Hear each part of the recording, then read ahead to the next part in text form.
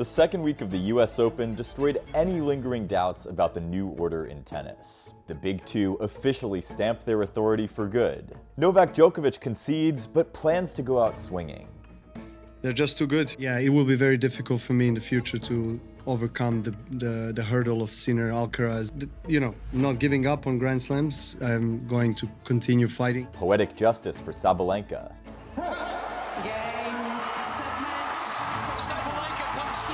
And renewed hope for the others. In a week where the action was insanely good, the moment of truth revealed itself right here in the Big Apple.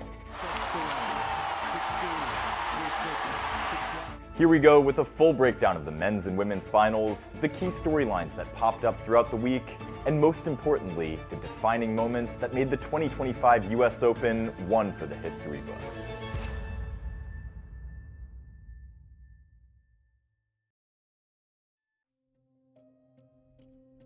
America's last hope, Taylor Fritz, was looking to crack the code in his head-to-head against Djokovic in his 11th attempt in the men's quarterfinal. He came prepared, and the American fans filled Arthur Ashe Stadium with deafening roars. But once the match started, one thing became clear. Fritz was having major issues picking his spots on the serve, and even worse was his second serve, 1 of 11 in the entire first set. It just so happened to be that Novak's aggressive second serve return down the middle troubled Fritz a lot and was often able to draw out the error. After getting the early break, Novak held serve all the way to take the first set, but not after saving 6 break points himself. Having been eaten alive on the second serve, Fritz decided to do something different. He tried to flip the script in the second set, deciding to swing for the fences on first serves. Of course, he began to miss more as a result. Only 38% of first serves made the entire second set, and even when he managed to put the balls in, he got stuck grinding it out in the long rallies with Novak, which isn't always the best thing to do unless you're Alcaraz or Sinner. Fritz couldn't move Djokovic as much as these other guys would have. Like, in the first set, Fritz had 3 more breakpoints when Novak was serving for the set. But here's the sad part. After finally getting the break, he double faulted to hand it right back on a platter. Things, however, started to click in the third set, and for the first time in the match, Fritz began to win the important points, and again for the first time all match, I thought maybe I was dead wrong about this one. Those long, physical rallies that seemed to favor Novak, they were actually wearing down the 38-year-old's body. And with the crowd fully behind Fritz, we suddenly had a real dogfight on our hands. The fourth set was close. Novak was coming to the net more often, trying to shorten rallies in order to avoid going 5. But a sloppy game at 4-5 cost Fritz the match as he double faulted once again, this time on match point. Despite his best efforts, it looked like the psychological nature of their head-to-head had gotten to Fritz once again, but he's going to be having sleepless nights after going 2 for 13 on breakpoints and double faulting when it mattered most. With Fritz dispatched, the stage was set for a blockbuster semifinal between Novak and Carlos. Djokovic was met with the impossible task of going through Alcaraz and Sinner for number 25. Meanwhile, Alcaraz was fresh off a Lehechka demolition. Carlos didn't even face breakpoints and only needed less than 2 hours to get rid of the high-flying Lehechka. He was that good. Right off the bat, you could tell that Alcaraz was out for blood against Djokovic. Both players made lots of unforced errors in the first few games, but an early break from Carlos was enough to seize the first set. The pattern was clear. It seemed like Novak knew what Carlos wanted to do with the ball, but just couldn't defend with the limitations of simply being in a 38-year-old body.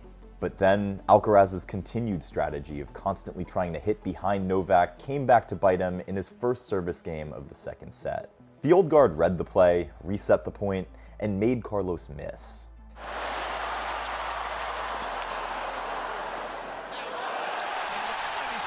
However, missing routine backhands against Carlos was always going to be costly, as Nole surrendered the advantage. Both players then held serve to enter to a tiebreak, but with Novak's shaky tiebreak record this year, it was a make-or-break moment for him. Carlos seized the first 2 points with some clutch returning, before Novak got the crowd on their feet with this cat-and-mouse point.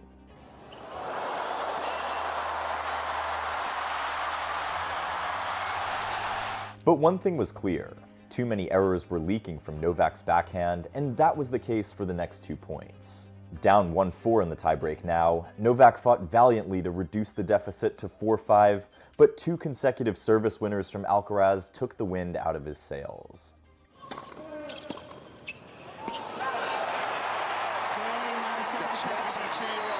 Now down 2 sets with not much left in the tank, the wheels fell off quickly for Djokovic, and the third set was a foregone conclusion.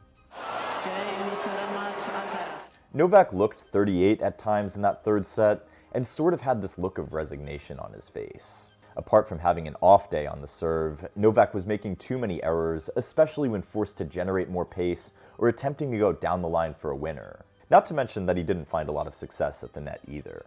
The strangest part? This wasn't even the vintage version of Alcaraz. Djokovic managed to anticipate so many of Carlos's shots. You could tell that he had a good read on Alcaraz's strategy, but his decline in movement made it hard to keep up. Simply put, knowing what's coming doesn't matter if you just can't get there in time. A first win over Novak on hard courts for Carlos, in straight sets no less. It's also the first season since 2002 where no member of the Big Three has reached a Grand Slam final. It goes without saying that this was the year that Sinner and Alcaraz pulled away from the GOAT for good. I hate to say this, but as long as Sinner and Alcaraz stay healthy and don't get knocked out in shock upsets, I'd have to say that Novak's chances for a 25th slam are looking pretty grim. There is certainly some poetry to how Novak's career has played out. He started off as the third wheel to Federer and Nadal before ascending through the ranks and finally reaching the top. This time, as his career is winding down, he's the third wheel once again, but this time to Sinner and Alcaraz. It's very strange because Novak's level is still objectively too good to fully consider retirement. He's beating 99% of the tour as basically a part-time player playing only the slams with no build-up tournaments. But at the same time, knowing Novak's standards, it's gotta be hard to accept that you're now the third best player in the world. They're just too good. It will be very difficult for me in the future to overcome the hurdle of Sinner, Alcaraz. Not giving up on Grand Slams. I'm going to continue fighting. If you were in Novak's shoes, what would you do? With the win over Novak, Alcaraz booked his spot in the final, his 8th consecutive final this season. But as Carlos and Jannik were gearing up for another epic final, I had the chance to get on court with one of the brightest rising stars in American tennis. Well, I just got back from being on court with Ethan Quinn, and let me tell you, I am tired, I'm sore, I'm sleep deprived. We're right in the middle of this crazy US Open filming run, and I haven't had time to do anything. My apartment's a mess. I have laundry on my bed. My kitchen's a mess, and I haven't even had time to cook. But for all these reasons, I am so thankful to have Factor as the sponsor of today's video. These meals have been literally getting me through this US Open week. The best part about these meals, other than that they taste really good, is that they're ready in 2 minutes. So even when I'm on the go, I can still eat well and make sure my nutrition is taken care of no matter what. It's really easy. Pop the tray, 2 minutes in the microwave, and you're on your way to enjoying a restaurant-worthy meal that supports your active lifestyle. There are also 35 weekly menu items to choose from, and each meal plan is crafted unique to you to fuel your wellness goals. And if you scan the QR code on the screen or use the link in my description, you'll get 50% off your first box and free breakfast for a year. It's time for me to eat. Let's get you back to the video. And with that, the stage was set for yet another superhero showdown, and nobody wanted to miss it. Sports stars, A-list celebrities, and even the president were all in attendance. Unfortunately for many fans, including myself, we got stuck outside and it took a set and a half to finally clear up the line in front of Ash. Trust me, it kinda sucked. But anyways, once inside the stadium, as we've come to see in every Sinner-Alcaraz match, both players had a lot at stake in Chapter 15 of their rivalry, and the 5th Sincaraz final this year alone.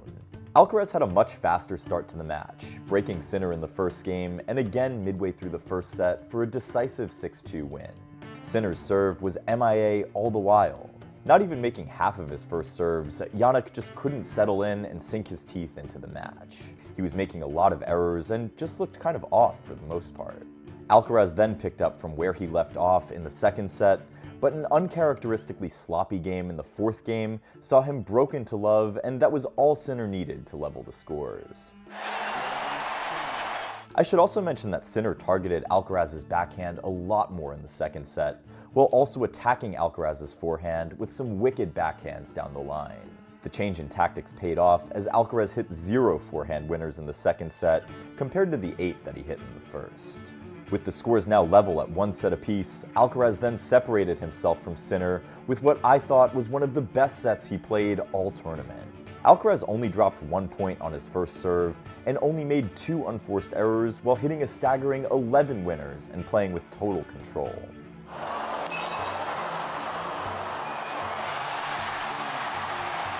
Considering the quality from both players, the third set could be considered a beatdown, really. By the time we reached the fourth set, Sinner finally started to play some of his best points all match.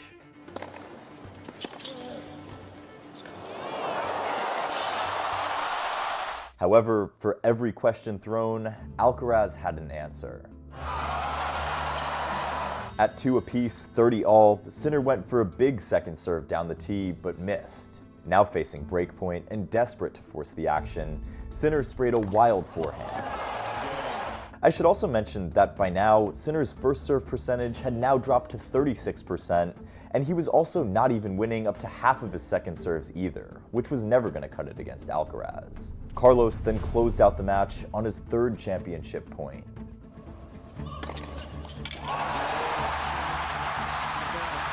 What were the big takeaways in this one? For the most part, it felt like Alcaraz had the match on his racket basically the entire time. He hit 42 winners to Sinner's 21, while also making fewer unforced errors. We could also talk about the fact that Alcaraz was cracking 135 miles per hour on the serve and going a lot harder than Sinner, who, not for the first time in the tournament, was having a really poor day on serve. You can't give Alcaraz so many looks on your serve and not expect to get hurt. Also, looking at the return, there was a stark contrast. Alcaraz punishing soft returns from Sinner, and Sinner not doing enough to put Carlos away so many times. On crucial points, Sinner missed many attacking opportunities on the forehand. He only had 5 forehand winners in 4 sets of tennis, compared to Alcaraz's 14.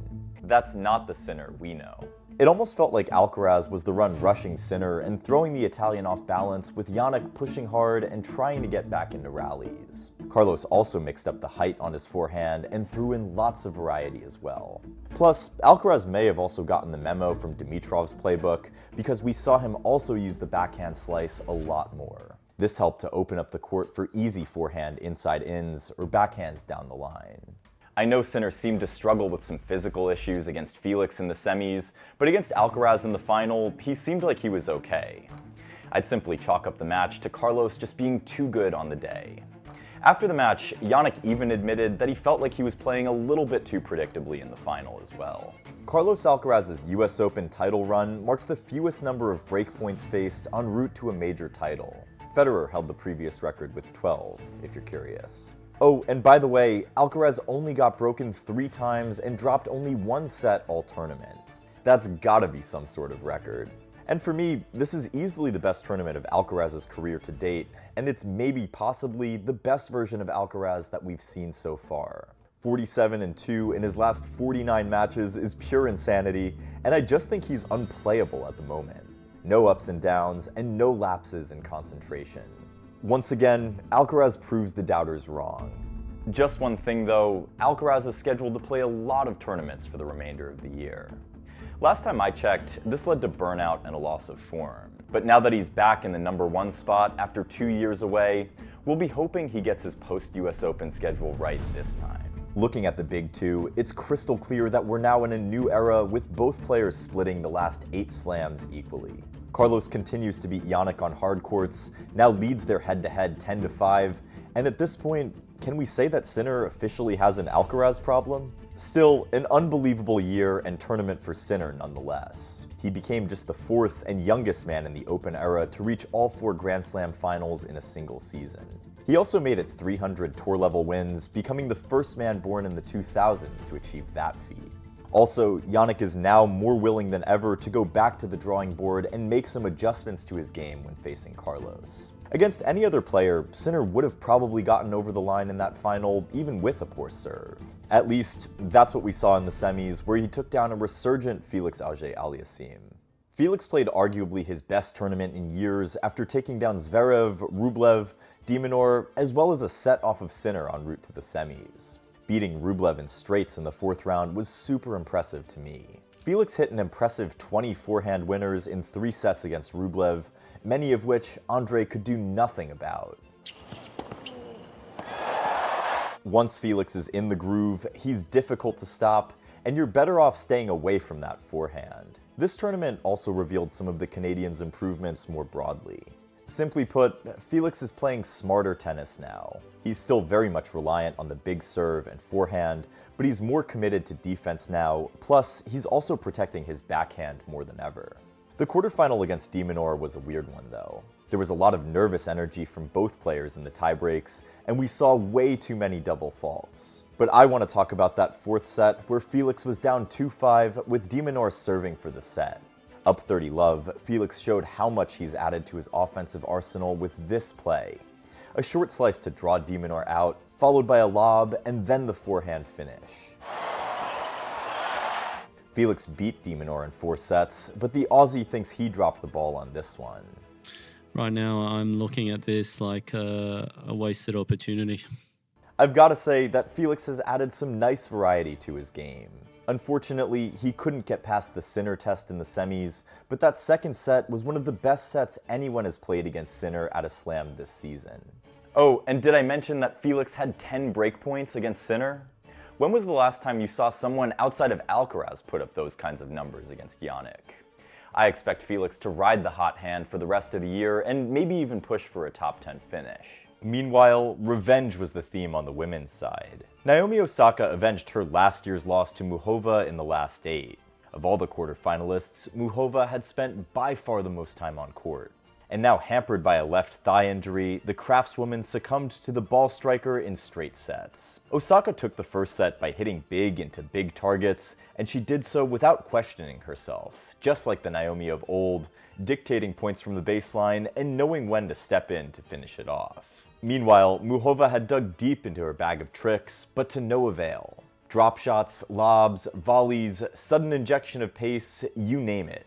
Naomi simply had all the answers as she edged the opener 6-4. Muchova then took a medical timeout between sets and returned with a heavy strapping. And while she broke Osaka early in the second, Muchova just couldn't move as much as she would have liked. A semifinal appearance at a major for Naomi for the first time since 2021, but lying in wait was Anisimova. See, more than anyone else, these two have opened up about their mental health and struggles in the past, so reaching the US Open final was going to be a major statement for either one. Anisimova, on her part, had taken down Iga in the quarterfinal in straight sets. It was crazy because just 7 weeks ago, Anisimova was like a deer in the headlights when she faced Iga in the Wimbledon final. On that day, she was the unfortunate victim of a double bagel. However, Amanda showed just how much of a mental giant she is by downing Iga in straight sets. It's redemption for Amanda Anisimova. Anisimova's nuclear backhand had been averaging 77 miles per hour all tournament, and half of her 23 winners against Iga came off the backhand wing. She was just too good, and here's the best part. Anisimova absolutely eats up second serves. In fact, she was pouncing on Iga so hard on the return that Iga was only able to win 33% of her second serve points. Coming back to beat the former world number 1 7 weeks after getting completely dressed down at Wimbledon just shows you how much of a fighter Anisimova is. Now in the semis, it was time to face a fellow big hitter. This one felt like the final because there was such high quality. Osaka won the first 11 points of the match, and suddenly Anisimova was on the verge of being down 2 breaks, but she miraculously held serve from love 2, love 40, and then proceeded to break Naomi. We then witnessed a lot of first strike tennis, but in between, we saw just how good Naomi's movement had become when she scrambled to win points. Gone are the days when Naomi only had stationary power. Now, it's pretty clear to see that she's adapted to the modern game. But while serving for the first set, Osaka saw her second serves get punished. The remainder of the set was nip and tuck. Anisimova hitting winners here and there, but offsetting it with unforced errors. 17 winners and 23 unforced errors in the first set alone. Naomi took the set in a tiebreak after a forehand error from Amanda and was now a set away from another final. But this is where the real Anisimova showed up. She didn't just fold, she continued going for her shots even when off balance. Plus, she was also punishing Naomi on second serves. But Naomi came to compete. Just like the first set, both players broke each other twice in the second. Anisimova had the chance to serve for the set, but was just too erratic. The set then went into a tiebreak, and Anisimova continued to let her racket fly. Going into the third set, Amanda was very much in the driver's seat and continued to out-hit Osaka. She would then close out the match on her third match point. Anisimova hit 50 winners against Osaka, as she's now made it back-to-back Grand Slam finals. But up next was a tiger ready to pounce. Sabalenka had taken the easier route to the semis. She had a walkover against Vondrushova in the quarters, and then she overcame Pegula in 3 sets in the semis, where she dropped a set for the very first time all tournament. I thought Sabalenka's match against Pegula was one of her best performances in weeks, and it gave me a clear indication of where her mind really was. In set 1, Pegula was the much better player. Sabalenka looked shaky after the early break, and Pegula broke back twice to take it. Now set 2 was different though. Sabalenka was by far the better player. She was holding with relative ease while sinking her teeth into Pegula's service game. But the third set, that's where the real magic was. Sabalenka broke early, just like in the first, but once again began to look less convincing. Pegula won her last 16 service points in a row, holding at love each time. Meanwhile, Jess also had multiple breakpoint opportunities on Sabalenka's service games. But the difference was that this time, Sabalenka came up with winners when she needed them most.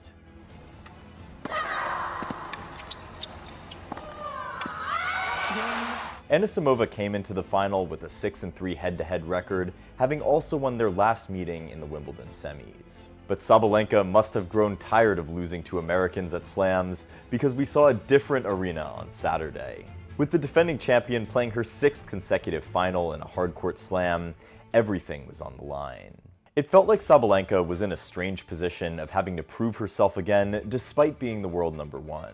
The lessons at the Australian Open and Roland Garros finals had been learned, and knowing that she was up against a player who could actually take the racket out of her hand, Sabalenka was willing to play more defense in the final. With heavy rain battering outside and the closed roof adding an extra edge to the atmosphere, it was showtime. Sabalenka got the early break, but Anisimova struck right back. At 2-all, Anisimova nuked 2 insane returns to go up a break, and Sabalenka could do absolutely nothing about it. But here's where things started to go south. Anisimova followed that up with 2 sloppy games, and before we knew it, Sabalenka had won 4 games in a row to take the first set.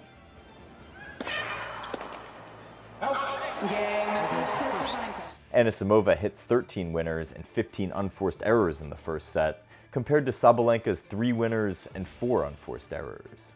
I also want to point out an adjustment Sabalenka made in the middle of the first set. Sabalenka took a few miles per hour off her serve and forehand, seeing how hard Amanda was hitting it back to her.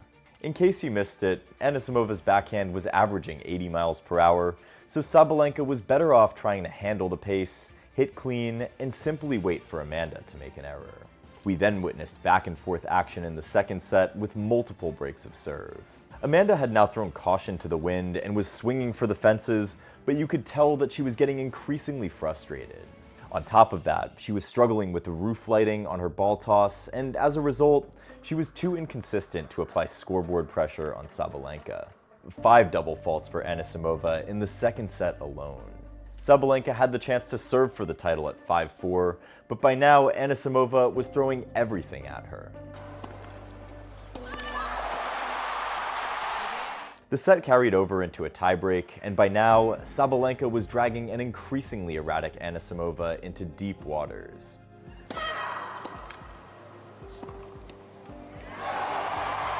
And in the end, the Tiger prevailed.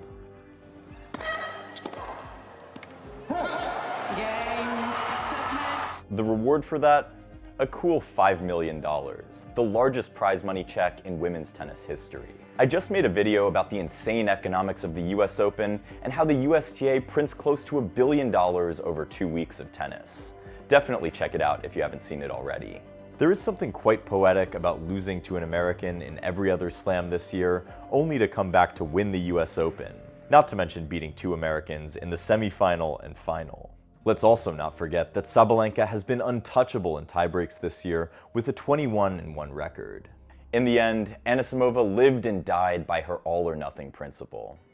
I'd say the next step in her evolution would be to continue to find more variety and also a bit more consistency when hitting big. All in all though, what a tournament and what a year for the American women who have got to be proud that they've reached the final of every Grand Slam this season. As far as ranking updates go, Alcaraz finally seizes the #1 spot from Sinner and is now the big favorite for another #1 year-end finish. Meanwhile, Novak topples Fritz to the #4 spot after Fritz failed to defend his finalist points from last year. Draper is down to #7, but by far the biggest change outside the top 10 is seeing Felix Auger-Aliassime move 14 spots up to #13. Who else sees a top 10 year-end finish for Felix? We also have Yuri Lehechka hitting a career-high #16 after reaching the quarterfinal, and Bublik creeping back into the top 20. It's scary hours for Medvedev, who's now at risk of falling outside the top 20, and ditto to Francis Tiafoe, who's now outside the top 30. Mannarino, Rinderknecht, and Kamil Majchuk are some of the biggest movers inside the top 100, but the best of the bunch? A Jan-Lennard Struff re-entry into the top 100. And now, things are heating up in the race to Turin. Novak, Zverev, and Shelton are in good position to qualify for the tournament alongside Jannik and Carlos. Novak doesn't care about these things anymore, so it's possible that for the second year in a row, he gives that spot up to the 9th-ranked player. Felix is now 10th in the race and is within striking distance for qualification, especially considering that Draper is still dealing with that arm injury. But it gets even better on the women's side. Sabalenka puts daylight between her and Swiatek for the #1 spot, with Coco Gauff a close third. Anisimova makes a top 5 debut at #4, with JPEG dropping down to #7. Naomi Osaka also takes a huge leap to put herself back inside the top 15, while Emma Navarro slides down to 18th. Elsewhere, 2 Czech women, Vondrushova and Krejcikova, claw their way back into the top 40, and Donna Vekic falls outside the top 50. Meanwhile, Taylor Townsend rejuvenates her singles career as she edges closer to a top 100 presence once again. Looking at the WTA race, the American women continue to hold down 4 of the top 8 spots. Osaka is now 14th in the race and is 1 or 2 big results away from causing a ripple. Guys, if you loved this video, be sure to like and subscribe, and if you missed out on any of the earlier US Open action, be sure to check out my Week 1 recap if you haven't seen it already. On a side note, we are so close to 100,000 subscribers, and every day I'm reminded just how special our Courtside community is. I can't wait to be bringing you more training content, stuff from behind the scenes with the tours, and of course our recaps as we go into the end of the season. Until next time, keep going for the Lions.